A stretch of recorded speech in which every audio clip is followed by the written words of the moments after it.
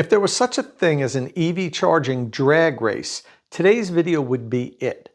And that's because I've got the two fastest charging electric vehicles that you can buy today in the US, put them side by side, charge them from 0 to 100% on a 350 kilowatt DC fast charger to determine which one is the fastest charging electric vehicle you can buy today.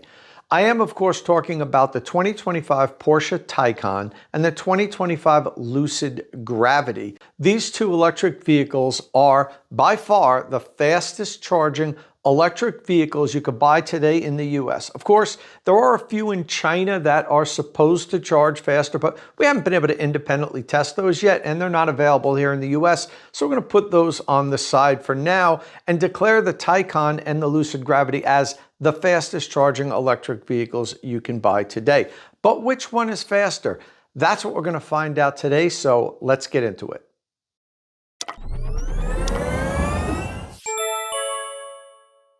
So hopefully today we'll determine which electric vehicle is the fastest charging electric vehicle you could buy today.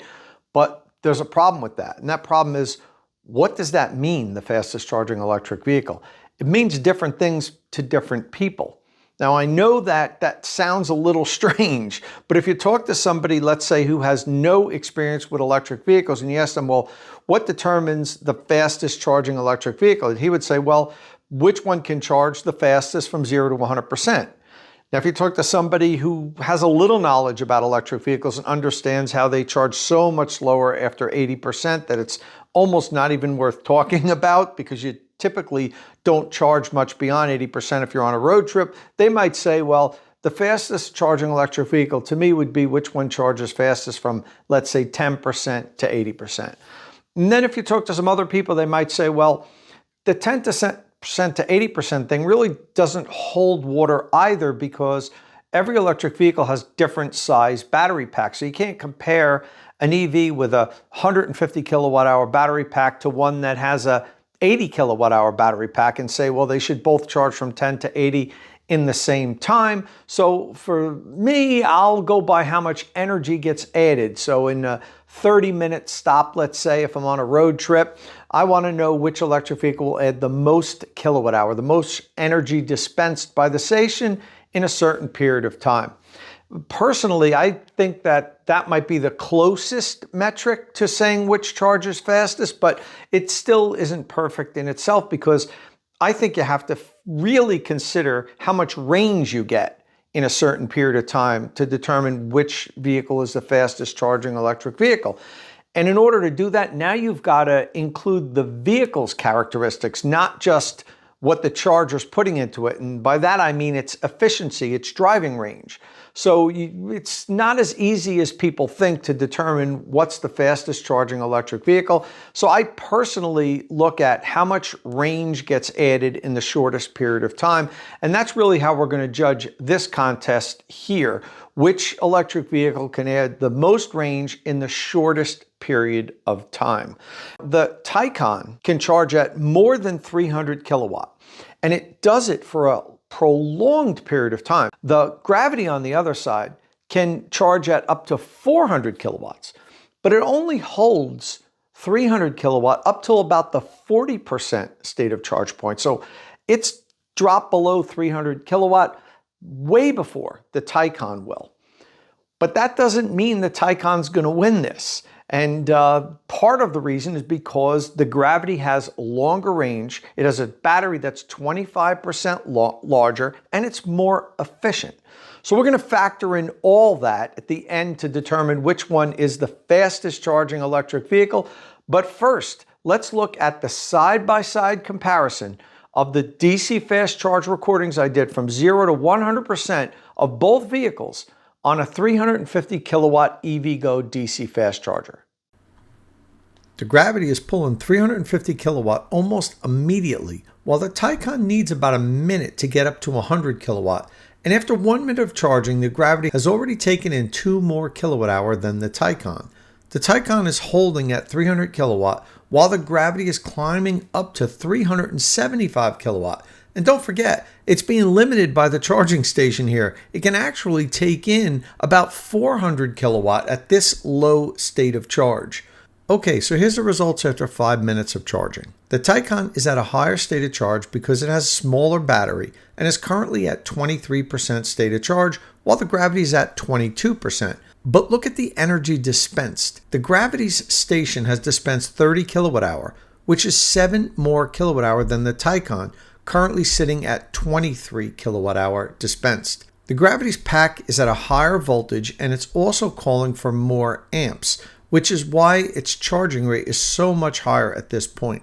Okay, restarting the session, we see the Taycan holding at about 390 amps, while its pack voltage gradually increases, and because of that, the kilowatt draw slowly creeps up over 300, while the Gravity is ramping down its current intake to only 312 amps, and at the 10-minute point, its charging rate now is down to 277 kilowatt, while the Taycan is charging at 311 kilowatt.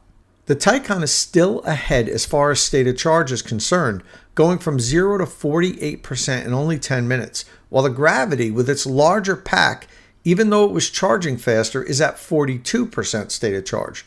But the Gravity is now 8 kilowatt hour ahead of the Taycan with energy dispensed, 57 to 49 kilowatt hour. But now you're going to see the Taycan start to catch up as far as kilowatt hour dispensed. The Taycan continues to rip along at over 300 kilowatt until just about the 12-minute mark.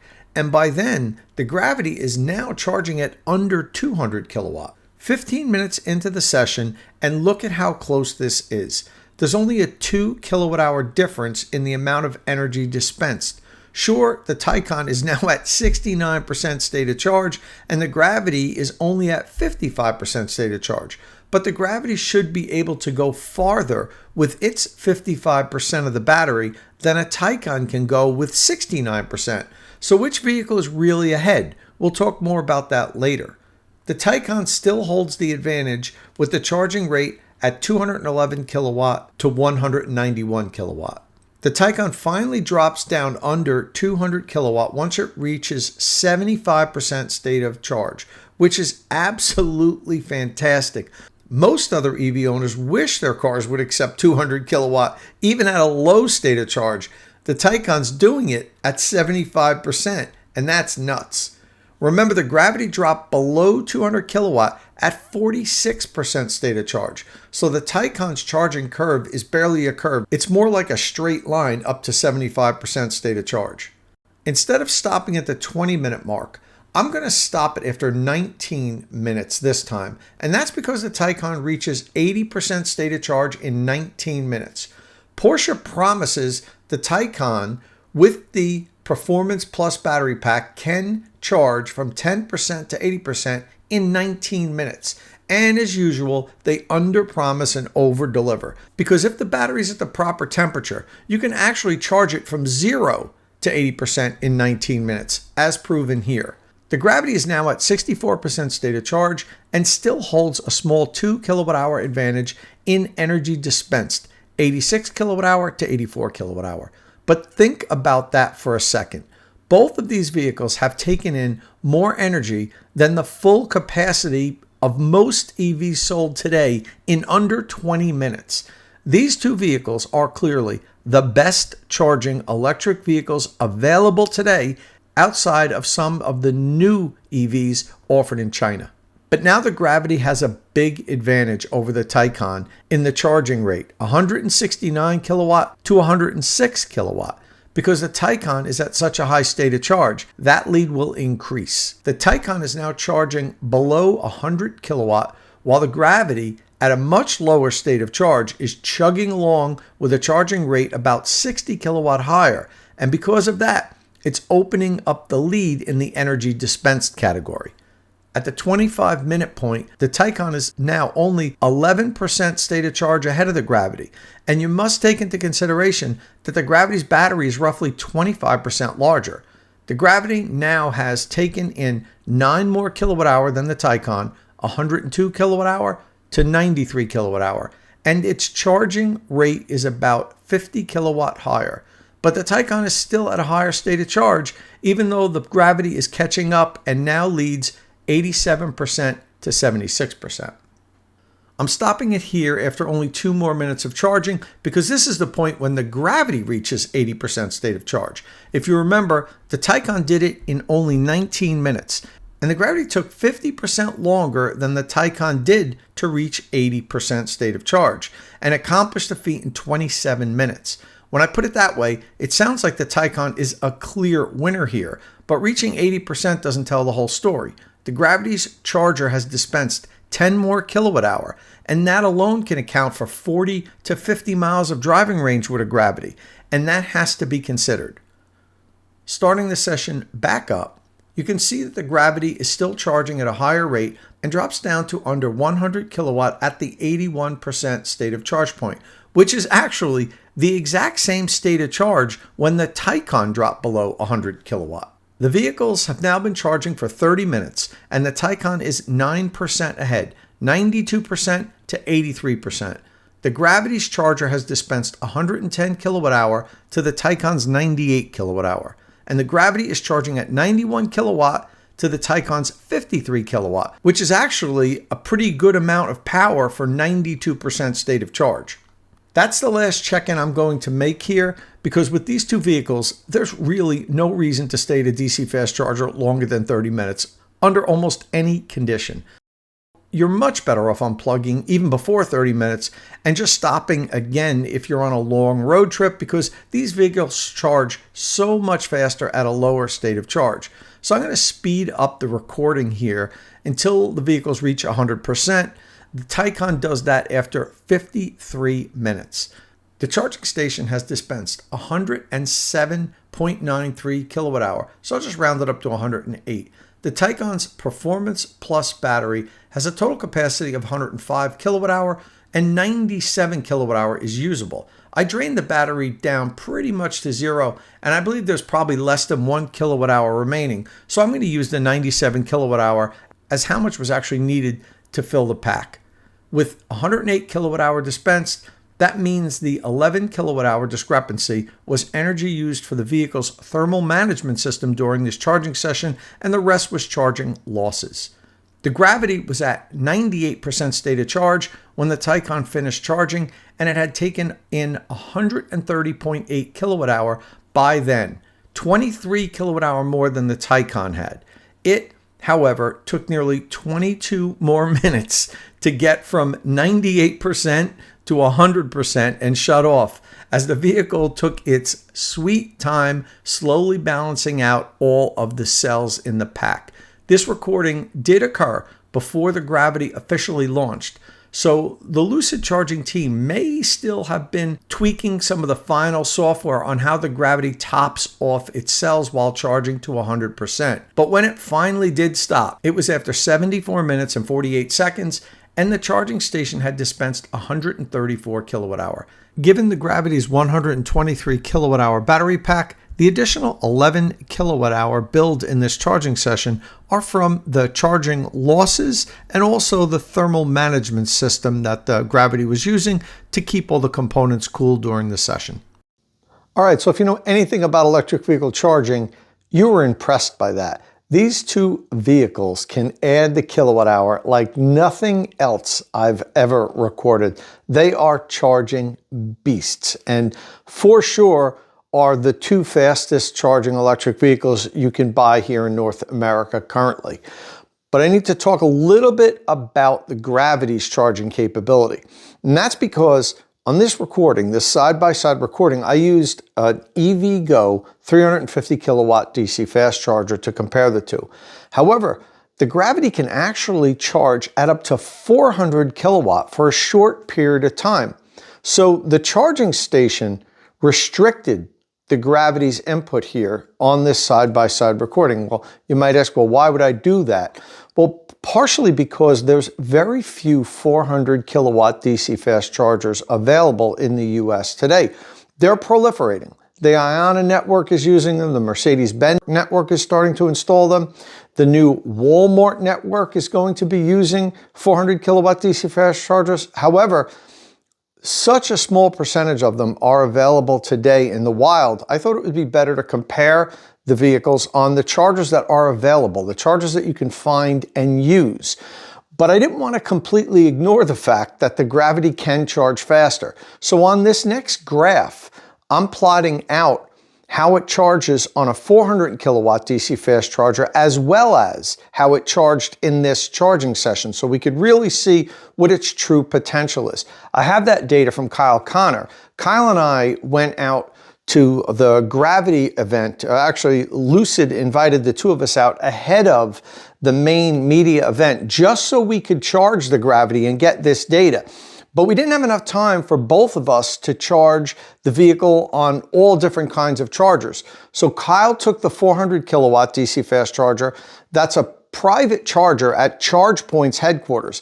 And I did the charging session on this 350 kilowatt DC fast charger on the EVgo network. And we shared data with each other. So he can use my data, I can use his. And that's how I have the recording of this charging session. So what we're going to take a look at now is the charging power chart, where you see the charging curves compared from the two vehicles. But there's going to be three lines, because one is going to be Kyle's session on a 400 kilowatt DC fast charger, my Gravity session on a 350 kilowatt, and then also comparing it to my Taycan session on a 350 kilowatt DC fast charger. Because it's one thing to watch that time-lapse video, but everything's happened so quickly, it's really hard to absorb everything. Once you put it on paper, you get a much clearer picture of what the charging curve looks like. So let's look at that now. So we're going to start off with the charging power chart, which shows the charging curve. This chart doesn't account for time, just charging power in kilowatt on the y-axis and state of charge on the x-axis. The Taycan is represented in blue. The Gravity's charging session you just watched on the 350 kilowatt station is in black, and Kyle's Gravity charging session on the 400 kilowatt ChargePoint charger is shown in red. You could see here that on the ChargePoint charging session, it's slightly better than mine for most of the session, up to the point when the cars were at about 82% state of charge. And that was likely because the ChargePoint charger is supplying higher current than the EVgo charger is capable of. One more thing to note, you see this slight dip in the charging power during my charging session here. That was most likely the charger limiting power for a couple of minutes. This session should have looked more like this, and the yellow area is power that should have been delivered. However, it's unlikely that it amounted to more than a minute of lost time on the charging session, so it really didn't affect the session much. So looking at these, you can see the Taycan was ripping along at 300 kilowatt all the way up to about 63% state of charge, which is really fantastic. The Gravity dropped below 300 kilowatt at 38% state of charge in my recording, and at 40% state of charge on the ChargePoint charger. But the Gravity pulled in way more power up until that 40% point, and you can see here the advantage it has over the Taycan up until a 40% state of charge point. However, 40% state of charge is the dividing line, because that's when the Taycan has the upper hand, since it holds such a high charge rate so deep into the pack. And you could see here how it adds more energy than the Gravity, between 40% and 80%. Once the vehicles reach 80% state of charge, they basically charge at the same rate. But the Gravity will take longer to get to 100 because its battery is 25% larger than the Taycan's. The charging power chart is great for showing the full charging curve of the vehicle, but one of the things it doesn't take into consideration is time. You really can't tell how long the session took. So what we're going to take a look at next is I'm going to replace the state of charge on the x-axis with time in minutes. It's the same charging curve, but now we're adding the variable of time, and you can see exactly how well the vehicles are charging over time, and the comparison changes. So let's take a look at that now. Okay, so to refresh your memory, here's the charging power chart we looked at before with the state of charge on the x-axis. Look what happens when we switch the state of charge with time in minutes. It's the same data, just compressed by time. And before we jump in, I want to point out that temporary power derating I experienced before. This yellow area shouldn't be there. I believe the charger cut power a bit for those 3 minutes. You can see that it didn't happen on the session using the ChargePoint 400 kilowatt charger. So the car most likely wasn't responsible for that dip. The first thing that stands out to me is how I was bragging about the Taycan's ability to hold 300 kilowatts so deep into the pack and over 60% state of charge. But when you look at it here with time added, you see that that was only 13 minutes of charging.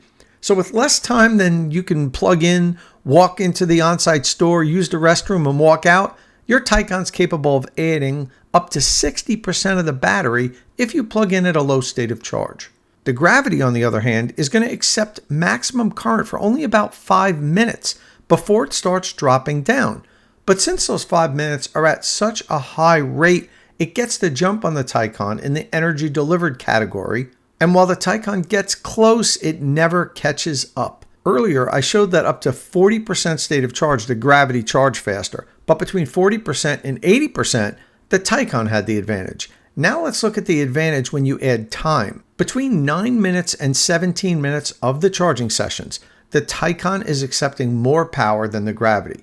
But for the rest of the charging sessions, the Gravity has the advantage, and that holds true whether we use the charging session on the 350 kilowatt EVgo station or the 400 kilowatt ChargePoint station. It doesn't make a difference.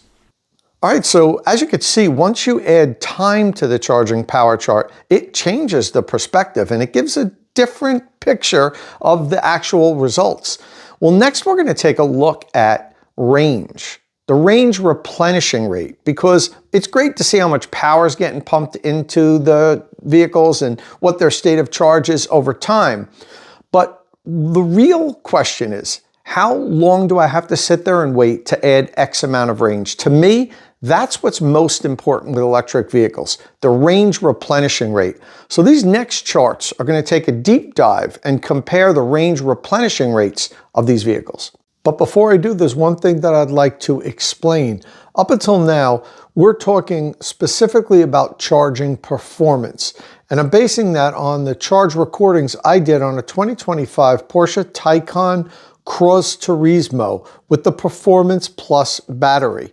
Now, the Performance Plus battery is the larger battery that's offered with the Taycan, and that will charge the same regardless of what model Taycan it's in. However, the range is different depending on which Taycan you're driving. And the Taycan that I used was the Cross Turismo. It's not the longest range Taycan there is. But now that we're talking about charging and range combined, we have to have this conversation because the Taycan Cross Turismo that I had doesn't have the longest range.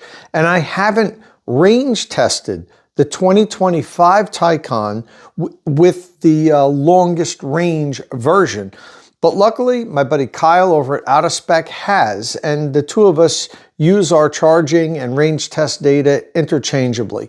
Kyle did a range test, a 70 mile an hour highway range test with the longest range Taycan that there is, the rear wheel drive Taycan sedan with the 19-inch aero wheels. And in that range test, he blew by the EPA range rating and finished up with 367 miles driven at 70 miles an hour. So I'm going to introduce that in this next section. I'm also going to talk about the range test that I did and the EPA range rating for the Cross Turismo that I did because that's the vehicle that I personally tested. But I'm going to add another column where we're going to take a look at the range that Kyle achieved, because now that we're talking about range versus charging, that has to be considered, and I don't want to cheat the Taycan by talking about a version of it that doesn't have the longest range.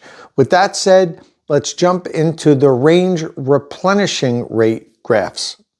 So we'll start off with the Lucid Gravity, and this is the chart that's going to show how many minutes it takes to add a certain amount of driving miles.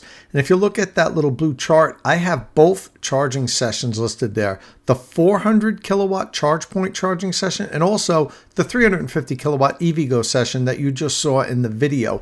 I'm going to talk about the 400 kilowatt charging session here because that's really the maximum capability of the Gravity. And if you take a look, 50 miles only takes 2.8 minutes to add, 100 miles, 5.2 minutes, 200 miles, 10.6 minutes.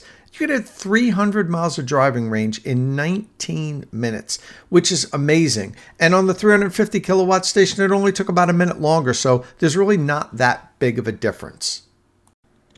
Next up, we're going to look at how many miles of range is added for every minute of charging on the Lucid Gravity. And again, I have two columns here, one with both charging session, but we're going to focus on the 400 kilowatt charger because that is going to have the best performance. In the first 10 minutes of charging, we added 19 miles of range for every minute of charging. That's amazing. The second 10 minutes, 11.8, still absolutely fantastic. That's when the Gravity starts slowing down a lot though, because it's already at a pretty high state of charge.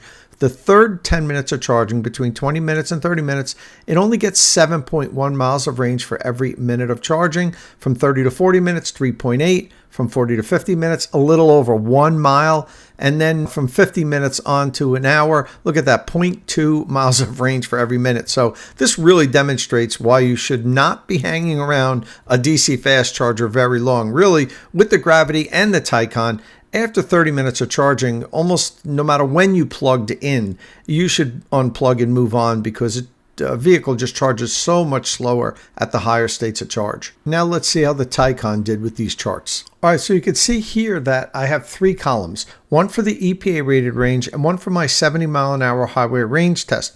That was for the 2025 Porsche Taycan 4 Cross Turismo that I had and range tested. But then I had a third column here, and that's for the sedan. And that's Kyle's 70 mile an hour highway range test. That's the longest range Taycan available. So that's the best numbers you'll see with the Taycan for a 70 mile an hour highway range test. All right, take a look at 50 miles added. It took 3.9 minutes to add 50 miles of range according to the EPA range rating, 3.6 minutes, and 3 minutes flat with Kyle's range test. To add 100 miles of range, 7.6 EPA, 6.9 my range test, 5.8 with the rear-wheel drive long-range sedan version that Kyle tested. 150 miles, 11.3 minutes, 10.3 minutes, 8.5 minutes. 200 miles, 16 minutes, 14.1 minutes, and 11.4 minutes to add 200 miles of driving range. 250 miles comes in 28.3, 21.1, and 14.7 minutes. Now let's take a look at how many miles per minute are added with the Taycan. Okay, I've got the same setup here with the three columns. For the first 10 minutes of charging, according to EPA, we added 13.3 miles of range for every minute. According to my 70 mile an hour range test with the Cross Turismo, 14.5 miles of range per minute, and Kyle's range test netted 17.6 miles of range added for every minute of charging. From the 10-minute point to the 20-minute point, we have 9 miles a minute for EPA, 9.8 with my range test, and 11.9 with Kyle's range test. So if you take a look at those first 20 minutes of charging, you can see that's really where the Taycan, like the Gravity, puts up the fantastic numbers. After that, it's already at a high state of charge, so charging slows down a lot. 20 to 30 minutes, 2.8 EPA, 3.1 miles of range per minute, and 3.8 with Kyle's range test. 30 to 40 minutes, we're down to 1.5 miles of range added for every minute of charging, 1.7 and 2. That shows you right there. After half an hour charging, you do not need to be plugged in and charging a Taycan. At any state of charge, when you plug in, if you're at a functioning 350 kilowatt DC fast charger, 30 minutes should be the longest that you stick around. And from 40 minutes to 50 minutes, look, we're down under a mile of range added for every minute. It's really ridiculous if you're continuing to charge at that point. All right, well, I threw a lot of numbers at you there. Now let's take a look at them side by side. First up, we'll do the how long it takes to add driving range. I'm not going to read through all these again, so let's focus on the 200 miles added because that's a good round number for a road trip.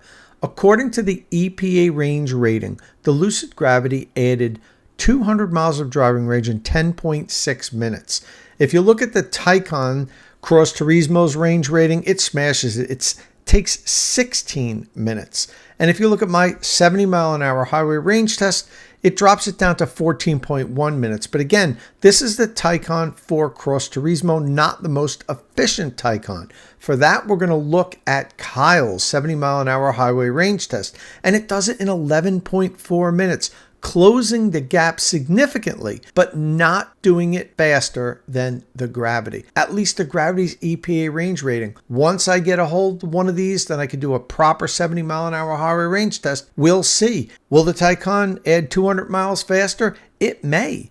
The Gravity here is rated at 450 miles of EPA range. If I manage to go 430 miles or more in a 70 mile an hour highway range test, the Gravity still charges faster. It still adds 200 miles of range quicker than the best Taycan can.